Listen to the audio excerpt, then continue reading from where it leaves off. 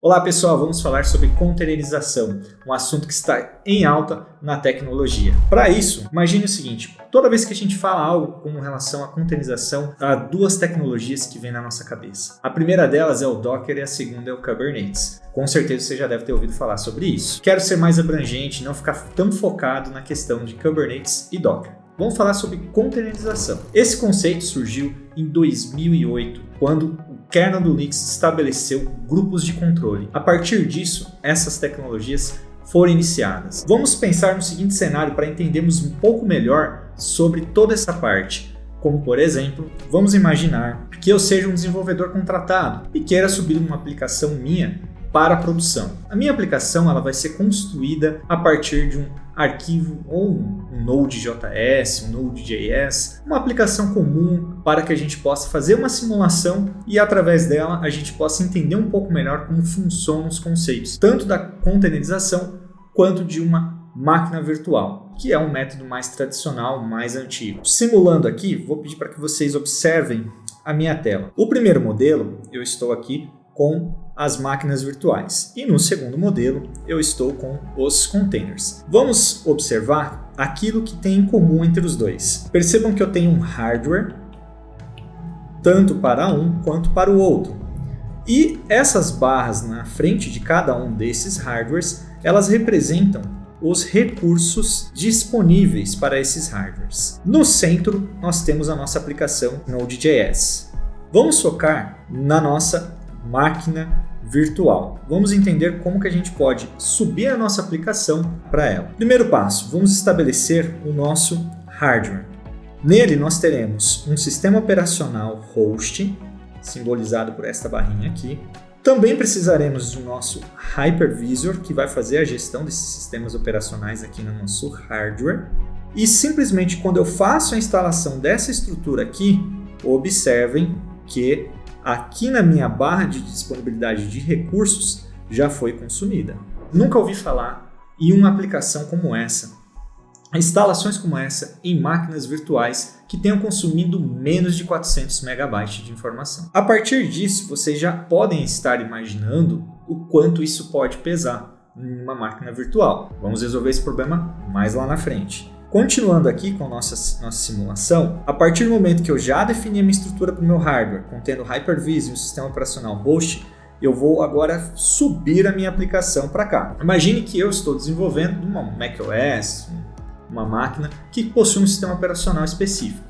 E lá na minha produção, o meu sistema operacional ele é um Linux, por exemplo, ou seja, um sistema operacional diferente da máquina que eu estou produzindo. A partir disso, para que a gente possa resolver e minimizar esses problemas de compatibilidade, a gente vai precisar instalar aqui na nossa máquina virtual um sistema operacional convidado. A partir disso, a gente também vai precisar trazer as nossas libs, que são elementos que são necessários para que nosso aplicativo seja executado, como por exemplo, arquivos executáveis, binários, entre outros, necessários para que a nossa aplicação possa funcionar. Aí então nós trazemos a nossa aplicação Node.js. A partir do momento que nós fizemos essa estrutura aqui, notem que essa estrutura irá consumir mais recurso disponível aqui da nossa máquina virtual e ela vai pesando cada vez mais. Mais adiante, imaginem que na nossa fábrica, aqui na nossa equipe de trabalho,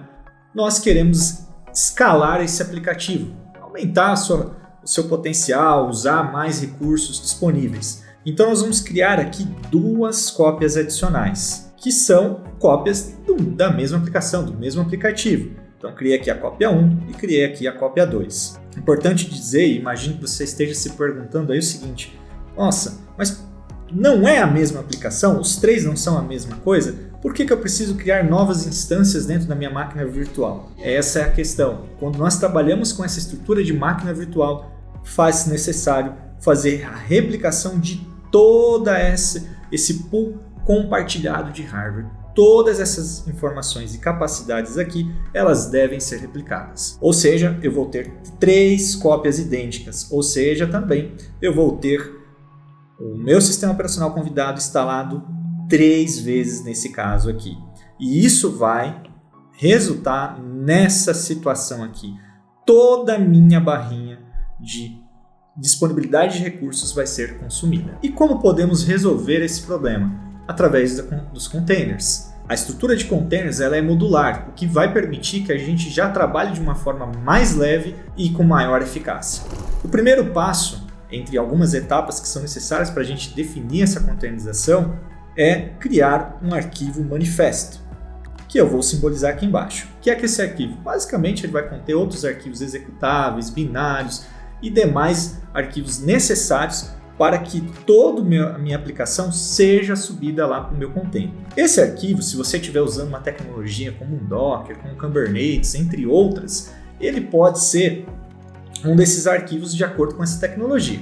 No nosso exemplo aqui, nós estamos sendo genéricos, por isso vamos continuar nessa linha de raciocínio. Vamos falar um pouco agora do hardware disponível para a nossa containerização. Ele é bastante semelhante ao da máquina virtual. Notem que o nosso hardware ele tem também um sistema operacional hospedeiro, um host, mas ele tem um runtime. Esse runtime ele é o responsável por gerenciar todos esses arquivos executáveis. Então, a partir do momento que o meu hardware esteja estabelecido, o meu arquivo manifest também esteja estabelecido, podemos então subir a nossa aplicação. Toda essa estrutura aqui, veja que ela consumiu muito menos recursos do que estávamos consumindo quando trabalhávamos com a máquina virtual. Agora, nós temos a possibilidade de subir a nossa aplicação Node.js. Mas aqui vem uma grande vantagem da containerização. Observem aqui que quando eu subo a minha aplicação de forma modular, eu não tenho a necessidade de utilizar um sistema operacional convidado. E isso vai resultar numa economia de recursos disponíveis. Então, mesmo eu fazendo aquela amplitude, ampliando as nossas aplicações aqui, replicando mais 2 vezes, ou tendo cópias adicionais, mesmo tudo isso, só pelo simples fato de eu não ter o meu sistema operacional convidado aqui nessa estrutura, veja quanto de recurso eu consumo, bem menos do que na máquina virtual. Se não bastasse isso, vamos aumentar um pouco e vamos avançar um pouco mais no nosso exemplo. Imaginem que eu queira trabalhar com uma API externa. Uma API que possa, trabalhar com uma IA, para trabalhar com imagens ou outros tipos de conteúdos. O importante aqui é entendermos que a nossa API ela é feita por uma equipe terceirizada e não pela nossa equipe. Muito bem, a partir do momento que eu tenho essa API definida, eu vou criar um serviço que pode ser, por exemplo, um serviço em Python que vai consumir essa API. Além dessa pequena estrutura, também posso estabelecer, lembra da nossa aplicação Node.js? Ela vai utilizar o meu serviço em Python que consome a minha API. Então agora nós temos um novo cenário aqui. E se eu quiser levar esse cenário novo, esse cara que a gente acabou de criar aqui, lá para minha máquina virtual, por exemplo, o que é que eu faço? Notem que o meu espaço, meus recursos disponíveis já foram totalmente consumidos. Não é possível fazer nada. A menos que, por exemplo, eu exclua dessas cópias adicionais, liberando então recursos aqui, e dessa forma, liberando esse recurso, liberando espaço aqui, eu venho e trago toda essa estrutura aqui para cima, dentro desse espaço liberado. Vocês devem ter pensado, mas isso é fácil, isso é tranquilo de ser feito, está correto, resolvemos o problema. Será mesmo que essa é a melhor solução? Posso garantir para vocês que não. Então vamos ver como nós faríamos se nós utilizássemos esse mesmo princípio aqui para a parte de containers. Vejam que o hardware é o mesmo.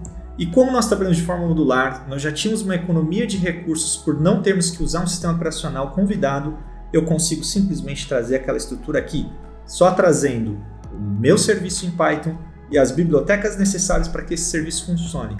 E a partir disso, ele vai fazer o consumo da minha API de forma externa. E ainda vai ter recursos disponíveis para que a gente possa usar. E aqui vem a grande vantagem de você ter o uso e trabalhar com containers. A vantagem aqui é que esse recurso que ficou disponível, ele pode ser utilizado para todas as aplicações que estão rodando dentro do meu container. Ou seja, é como se eu estivesse dando um upgrade ali dentro. A mesma coisa que dizer que cada um desses caras que já estão consumindo um determinado recurso aqui vão ganhar um upgrade desse recurso que sobrou e vai ser distribuído entre eles para dar esse upgrade.